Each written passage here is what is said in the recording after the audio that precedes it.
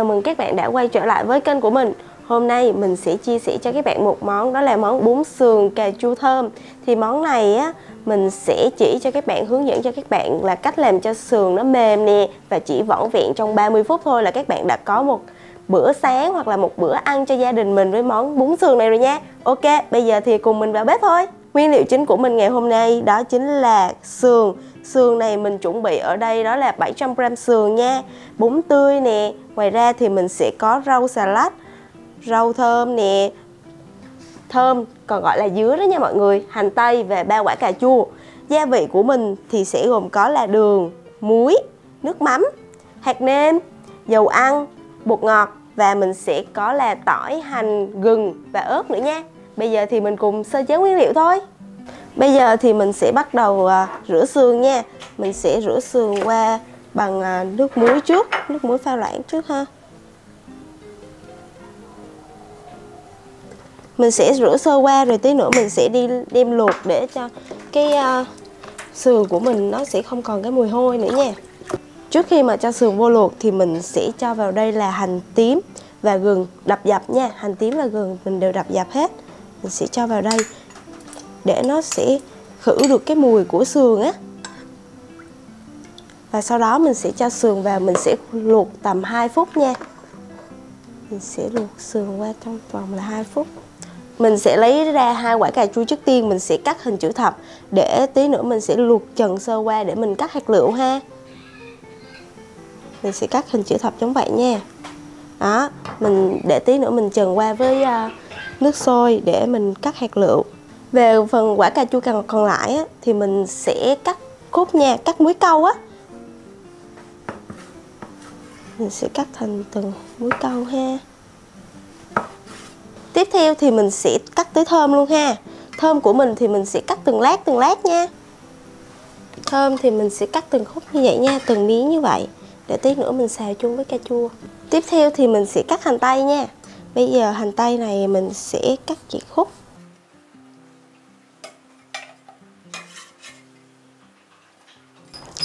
Về phần hành tím á, thì mình sẽ đập dập nha. Mình sẽ lấy ở đây là tầm 3 tới 4 củ, mình sẽ đập dập để tí nữa mình có thể sử dụng trong cái phần nước sốt của mình ha. Sau 2 phút thì bây giờ sườn của mình nó đã chín rồi nè, nó không còn cái mùi tanh nữa nha. Mình đã khử được tanh rồi, bây giờ mình sẽ rửa qua bằng nước lạnh nữa một lần nữa ha. Bây giờ thì mình sẽ bắt đầu luộc cà chua ha. Để cho cái vỏ cà chua của mình có thể là lấy ra lột ra dễ dàng á, thì mình sẽ cắt chữ thập như vậy. Và mình sẽ luộc qua, trần sơ qua là tầm 2 phút nha. Thì nước của mình đã sôi rồi thì bây giờ mình sẽ cho cà chua vào nha. Và mình sẽ chờ trong khoảng 2 phút để cho cà chua nó, vỏ của cà chua nó bung ra để mình lột ra rồi mình cắt hạt lựu ha. Ok, bây giờ cùng mình chờ 2 phút nha. Sau khi trần qua cà chua thì bây giờ mình sẽ vớt ra và lột vỏ. Và mình sẽ đi cắt hạt lựu nha. Mình sẽ ngâm qua với một ít nước lạnh. Bây giờ thì mình sẽ cắt hạt lựu cho quả cà chua nha. Đó, cả nhà thấy không? Cái vỏ cà chua bây giờ gỡ ra là rất là dễ luôn.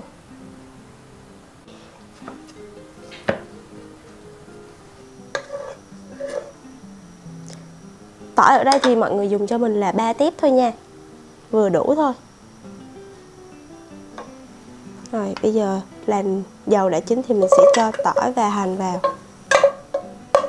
Sau đó mình sẽ cho hành tây vào luôn ha. Và cuối cùng là mình sẽ cho sườn vào để xào sơ qua nha.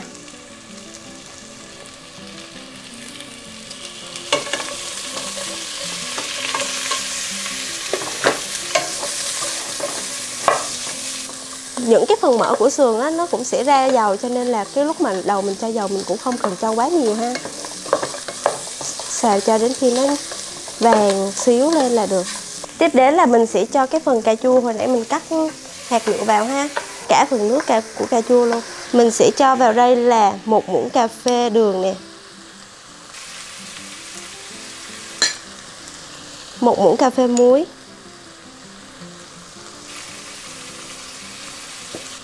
1 muỗng cà phê hạt nêm và 1 muỗng cà phê nước mắm nha.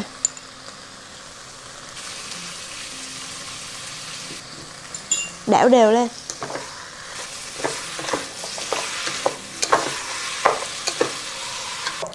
Bây giờ thì mình sẽ cho nước sôi vào ha. Mình sẽ cho vào đây là 1,2 lít nước sôi nha. Mình cho nước sôi vào như vậy thì thịt của mình nó sẽ nhanh chín hơn ha. Mình sẽ cho vào đây là 1 muỗng canh đường nha.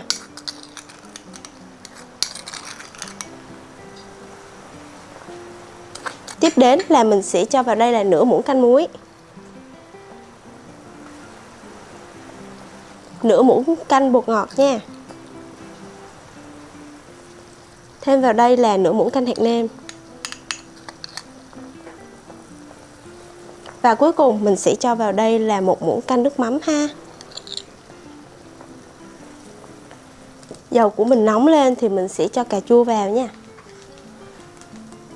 Cái phần muối câu hồi nãy á, mình sẽ cho vào đảo đều. Và mình sẽ cũng cho thơm vào luôn nha. Sau khi mà xào thơm với lại cà chua nó chín và nó mềm rồi thì mình sẽ bỏ vào trong cái phần nước lèo của mình nha.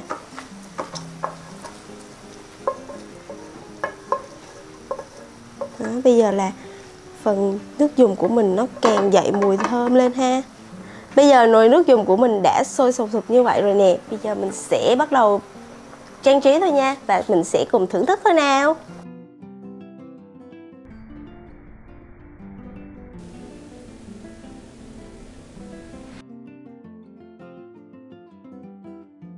Bây giờ thì mình sẽ bắt đầu thưởng thức món ăn nha. Mình sẽ gắp vào đây là một ít bún trước nè.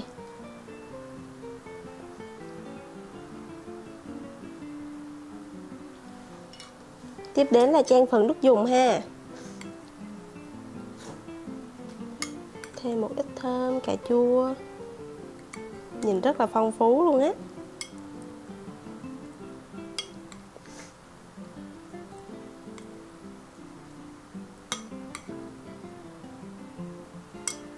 Cuối cùng là phần thịt nha.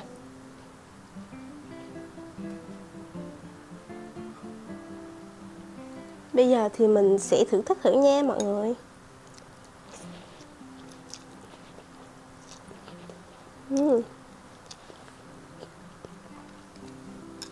Vừa ăn vô là cái mùi của thơm nè, mùi của cà chua là nó đã dậy mùi lên thẳng luôn á, là nó đã rất là thơm luôn. Cái phần nước dùng của mình á, nó có phần là chua chua ngọt ngọt và nó đậm đà vừa phải á.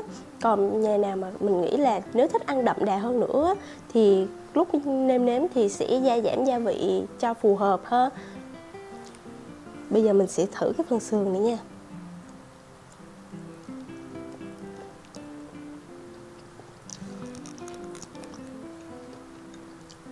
Sườn nó mềm tới luôn. Nó ăn nó không có bị nhạt nha, bởi vì lúc mà xào sườn là mình đã nêm nếm gia vị rồi á, thì ăn nó có nó đậm đà, nhưng mà nó không có mất đi cái mùi ngọt của sườn, mà nó không hề bị tanh luôn nha.